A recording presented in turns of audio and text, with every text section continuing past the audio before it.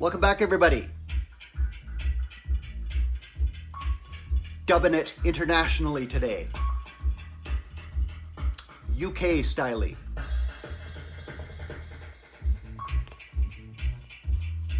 This is the 6th chapter of my look at the history of dub reggae. Be sure and check out the previous episodes if you haven't. I'll put a link in the description box.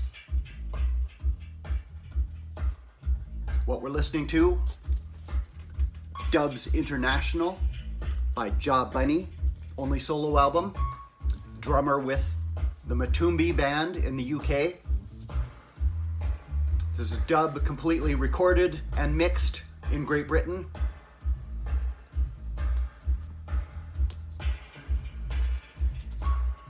Circa 1980-ish, early 1980s. The story of dub, of course, goes back much further in the UK, right to the very beginning.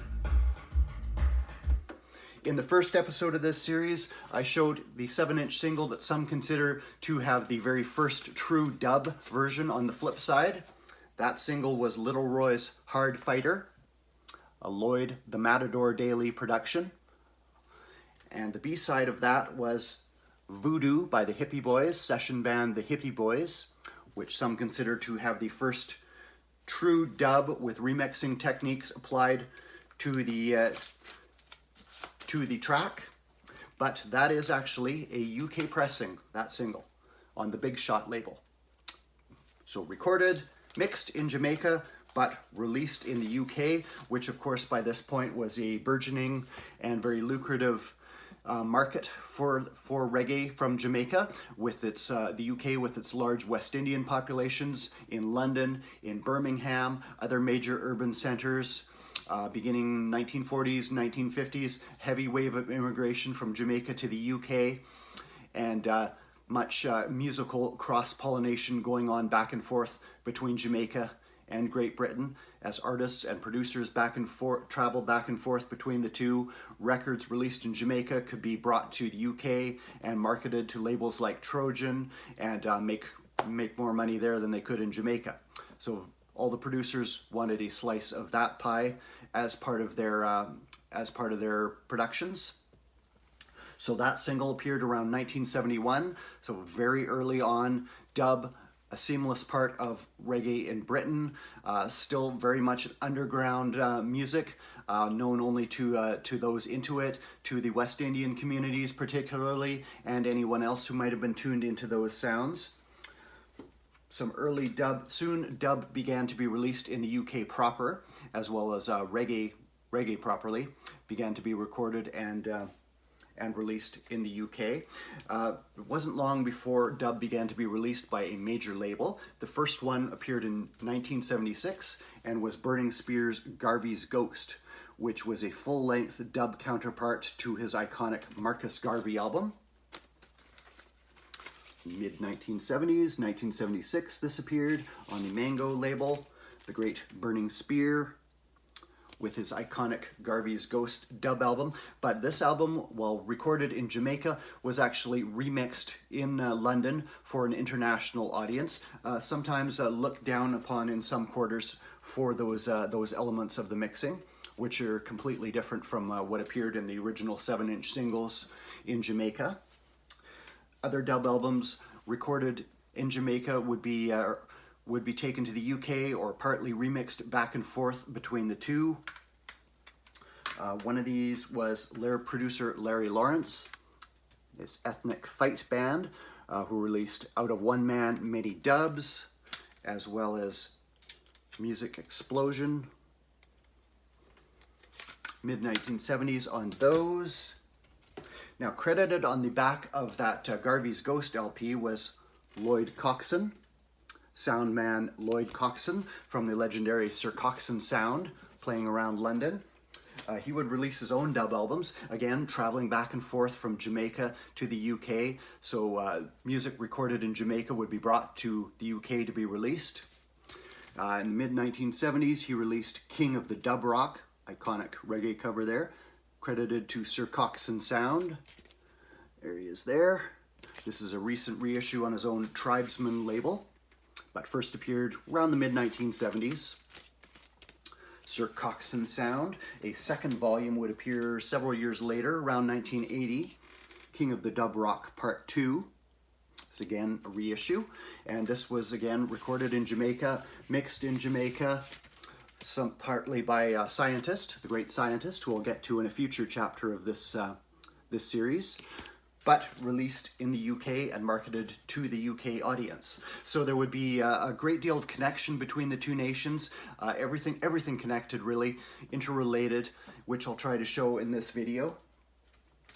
Lloyd Coxsone, aka Sir Coxsone, was one of the prime architects, creators of the lovers rock subgenre of reggae, which fused the heavy bass and drum driven rhythms of reggae at the time, the roots reggae rhythms, with sweeter vocals, often female oriented, and kind of the soul stylings of the US from Philadelphia International and Motown. And this was an attempt to appeal to a different record-buying demographic, that of young females, and as well as being acceptable for sound system play, with the heavy driving bass and drum rhythms. Now, Lloyd Coxsone's co-creator and musical architect of that lovers rock genre was Dennis Bovell. Dennis Bovell recorded with his band Matumbi. He was the guitar player, multi-instrumentalist, very creative and prolific innovator in the UK reggae scene. He was recording the music for Lloyd Coxsone's production of Louisa Marks' Caught You in a Lie, sometimes credited as the first lovers rock single. I'll do a video dedicated to lovers rock in more detail, but as well as co-creating the lovers rock genre and being the architect of the sound, Dennis Bovell would be very prolific in releasing his own dub albums through his work with the band Matumbi, and sometimes work appearing under different names. A couple of early dub albums in the UK appeared under the name Fourth Street Orchestra. He would also help to be a prime architect in the emerging dub poetry genre, and was instrumental in Lyndon Kwesi Johnson's series of dub albums, which were released again on a major label, Virgin Reggae, Dread Beat and Blood, UK dub poetry. Dub poetry, if I haven't mentioned before, is spoken word poetry, usually in thick Jamaican patois, often of a very political, very militant bent, and merged over a heavy roots reggae dub bass lines and bass and drum tracks, basically. And on this, you definitely have Dennis Bovell from Matumbi present, playing the music, overseeing the production, doing the mixing, as well as Jah Bunny also on here. So basically, Matumbi band backing up dub poet Lyndon Kwesi Johnson, LKJ. LKJ and dub would appear through the UK with dub mixes. This would appear on Island's Mango imprint, and dub mixes of many of LKJ's most militant tracks. Where are we here? The militant LKJ. Producer Winston Edwards would put out a series of dub albums in the UK, usually most sourced in Jamaica through his connections with Lee Perry and others, but Dub Conference would appear, mixed by Dennis Bovell again, music played by Well Pack Band. Dennis Bovell credited as Blackbeard here, one of his aliases. And this is a reissue on Winston Edwards' Studio 16, so dub completely created in the UK. Dennis Bovell's own albums would appear, sometimes still credited as Blackbeard. There's also another Blackbeard in reggae in Jamaica, not to be confused with him. This is Dennis Bovell's Strictly Dubwise album. Late 1970s, I believe this first appeared, as well as Iwa Dub. Excellent experimental dub from the fertile creative side of Dennis Bovell, hugely prolific, involved in playing with his band Matumbi, involved in putting out dub, involved in playing on countless sessions, enormously prolific artist. There's a nice compilation of his that came out on Pressure Sounds, Dennis Bovell's Decibel. More cuts and dubs, 1976 to 1983, Dennis Bovell, still active today. Dennis Bovell was actually also involved in the music for a film that came out in the early 1980s in the UK called Babylon, which was completely revolving around the UK sound system world and the battles between different sounds for supremacy. The Babylon soundtrack featured some of his own music, as well as cuts from Yabby U, Michael Prophet, Iroy, and the great Warrior Charge by Aswad, one of those most militant reggae roots instrumentals, featuring a full-on horns attack by Jamaican hornsman Vin Gordon. Babylon, the soundtrack, classic film, suppressing on the Tacoma label. Tacoma, always upside down. Babylon soundtrack, music overseen by Dennis Bovell, featuring Aswad, and the lead actor in the Babylon film was Brinsley Ford, lead singer of Aswad, UK reggae band Aswad, quite possibly the greatest reggae band to emerge out of UK. One of their seminal LPs, one of the very best of their career, was New Chapter, which appeared 1981 on CBS. Aswad's New Chapter, very fine album from them, and led to a new chapter of dub, absolutely majestic dubs, essential slice of UK reggae dub. I do not have it on vinyl as yet, but stunning cover art as well. Aswad's A New Chapter of Dub, produced by Aswad and mixed by Michael Reuben Campbell, not to be confused with Michael Campbell from Jamaica, Mikey Dread, and Drummy Zeb from Aswad.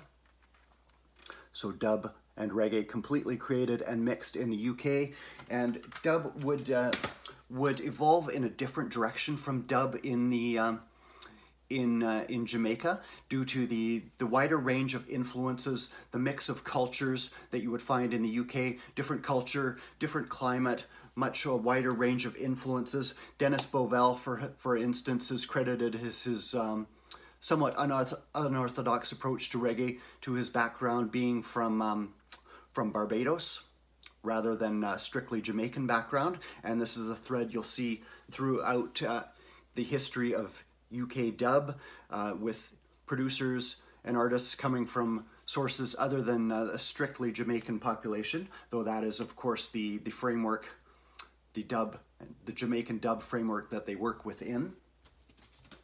Aswad, as well as going on a greater pop crossover course through the 1980s, would keep the authentic roots crowd at home satisfied with efforts like this. Jah Shaka meets Aswad in Addis Ababa studios, that appeared around mid-1980s, so later reissue, on the Jah Shaka label.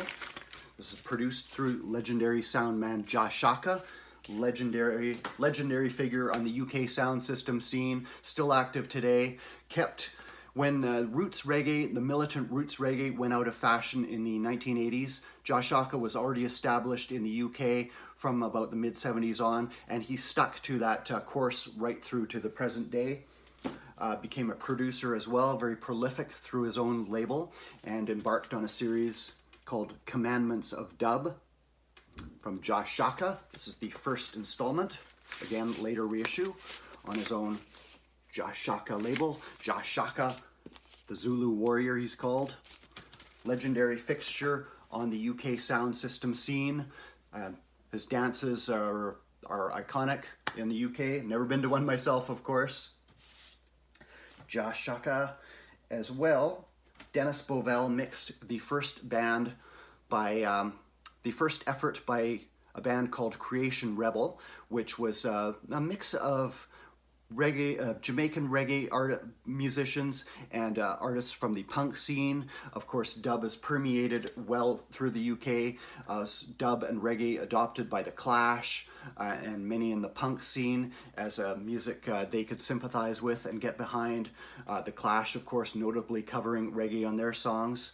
And Creation Rebel featured drummer Style Scott from Jamaica, as well as punk artists like Airy Up, and a mix of reggae with dub and some more eccentric left field influences. This is a later one from them, Threat to Creation, but their first album was called Dub from Creation and was mixed by Dennis Bovell. Now, Creation Rebel was basically put together by Adrian Sherwood, who is a white Englishman. Again, that mix of cultures, mix of styles happening that makes UK reggae, UK dub very different from Jamaica. Adrian Sherwood had got to start selling reggae records, soon founded his own label called Hit Run to put out releases from Jamaica. Here's one on the Hit Run label from the late 70s, Carol Calfat, classic tune by her, as well as a B-side by Dr. Pablo and Cry Tough All-Stars. Cry Tough was a label set up by Prince Farai, the great Jamaican DJ Prince Farai, and Dr. Pablo, who was named in reference to Augustus Pablo, was an Englishman by the name of Peter Stroud, who would play a similar dub-inflected kind of melodica instrumentals. Adrian Sherwood soon linked up with that DJ Prince Farai, who was touring in the UK, making appearances. Together they put out Cry Tough Dub Encounter Chapter 1, which was mixed by Adrian Sherwood from rhythms recorded in Jamaica by Prince Farai's band, credited as the Arabs, and included Eric Fish Clark, Sly Dunbar, Leroy Wallace, Santa Davis, Flabba Holt on bass, many of these stalwart Jamaican session players.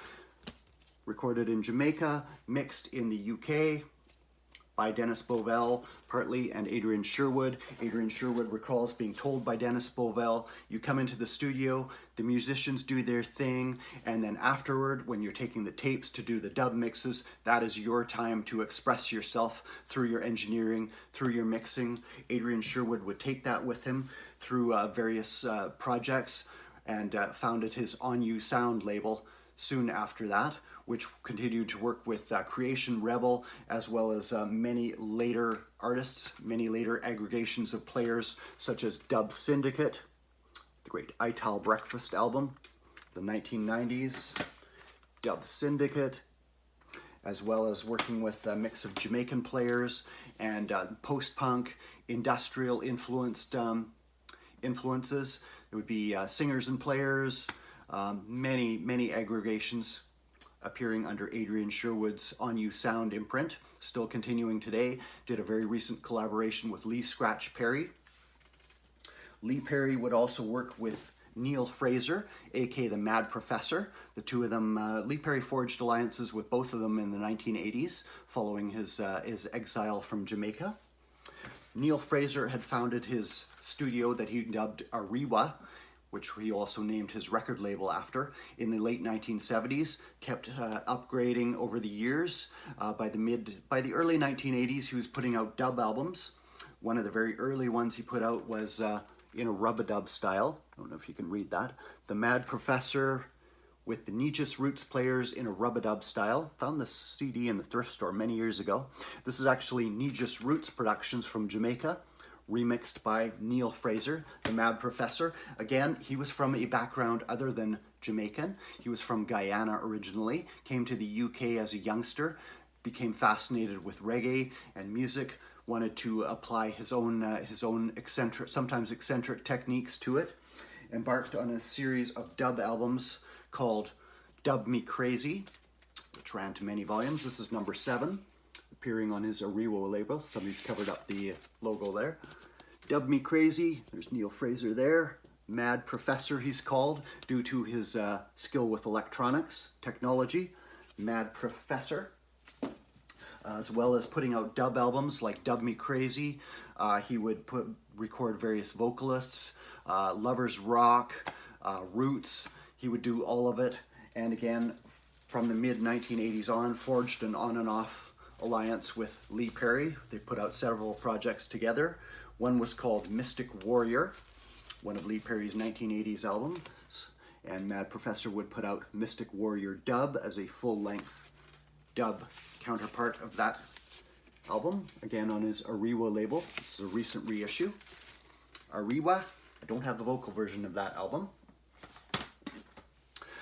Dub, of course, would continue to permeate through the UK, especially as the Roots fell out of favor in Jamaica. Sound operators like Jah Shaka kept to the tradition of militant Rastafari inflected roots and culture music through the 1980s, gradually adopting kind of a harder, more technologically advanced beat sometimes called steppers or digital reggae, merging advancing technology with that heavy pounding bass and drum rhythms. Jah Shaka's music, what he would play on his sound systems, as well as his own productions, would influence later artists like The Disciples, Iration Steppas, Alpha and Omega, and many other acts through the 1980s, 1990s, and on to today, as well as Adrian Sherwood's On You Sound, appealing to post-punk, appealing to more industrial fans coming from kind of outside the traditional reggae sphere.